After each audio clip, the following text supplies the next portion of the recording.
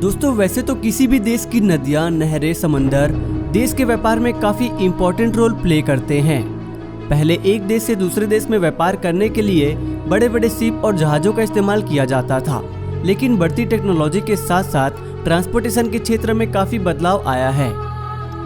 धीरे धीरे करके मनुष्यों ने समुद्र और नदियों के ऊपर ब्रिज बनाना सीख लिया है, जिससे एक शहर से दूसरे शहर जाना काफी आसान हो गया।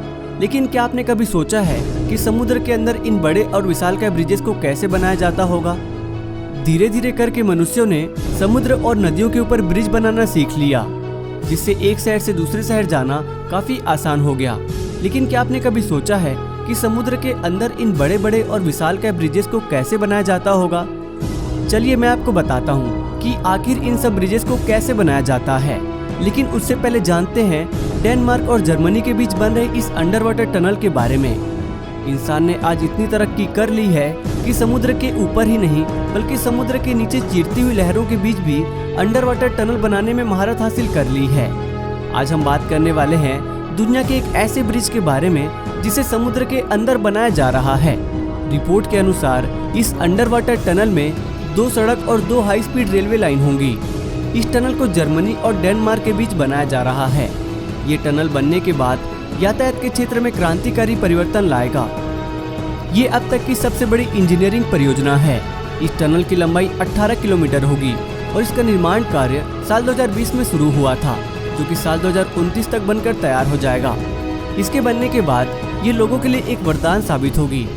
सामानों का ट्रेड करना बहुत ही आसान हो जाएगा और 1 घंटे के सफर को महज 7 से 8 मिनट में ही पूरा कर पाएंगे। ये अंडर वाटर टनल अपने आप में इंजीनियरिंग और विज्ञान के किसी चमत्कार से कम नहीं।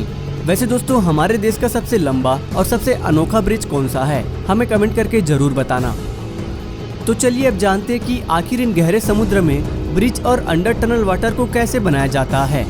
दोस्तों कोई भी बिल्डिंग या पुल बनाने के लिए सबसे पहले उसके फाउंडेशन यानी नींव को मजबूत किया जाता है, और ये काफी मुश्किल काम होता है क्योंकि जमीन पर तो आप बेस बना सकते हैं, लेकिन जब नीचे हजारों फुट पानी की बात हो तो वहाँ आपको आयरन स्टील ड्रम लूप्स की जरूरत पड़ती है, जिन्हें पानी के अंदर डाला जाता है और फिर उसके ऊपर बेस के लिए मिट्टी, कंक्रीट जैसी चीजें डाली जाती है, जैसा कि आप इस वीडियो में देख सकते हैं।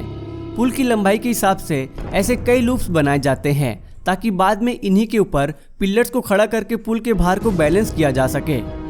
फाउंडेशन तैयार होने के बाद ऐसे मेगा प्रोजेक्ट्स में तीनों जगहों पर काम शुरू कर दिया जाता है। उसके बाद स्टेप बाय स्टेप दूसरे इलाके से तैयार करके लाए गए पहले से रेडी ब्रिज के हिस्सों को इसमें असेंबल किया जाता है। जी हाँ दोस्तों, पहले के दौर में उसी स्थान पर ढलाई की जाती थी, मगर बदलते वक्त के साथ साथ समय बचाने के लिए इफेक्टिव परिवर्तन भी हुए हैं। इन टुकड़ों को एक एक करके जोड़ा जाता है और फिर 70% काम पूरा हो जाने के बाद दोनों तरफ से लोहे के सस्पेंशन वायर और हाइड्रोलिक स्प्रिंग को अटैच कर दिया जाता है।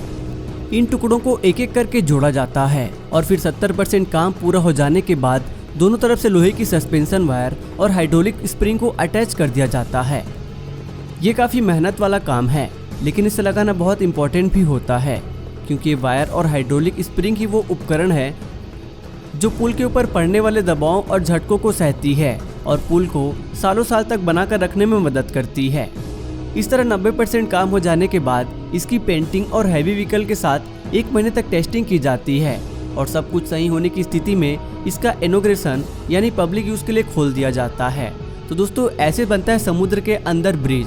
क्या आप इसके बारे में पहले से जानते थे या फिर नहीं? अपनी राय हमें कमेंट में जरूर बताना। और दोस्तों वीडियो पसंद आई हो तो इस वीडियो को लाइक कर देना और ऐसे ही और वीडियोस देखने के लिए हमारे चैनल को सब्सक्राइब कर लेना।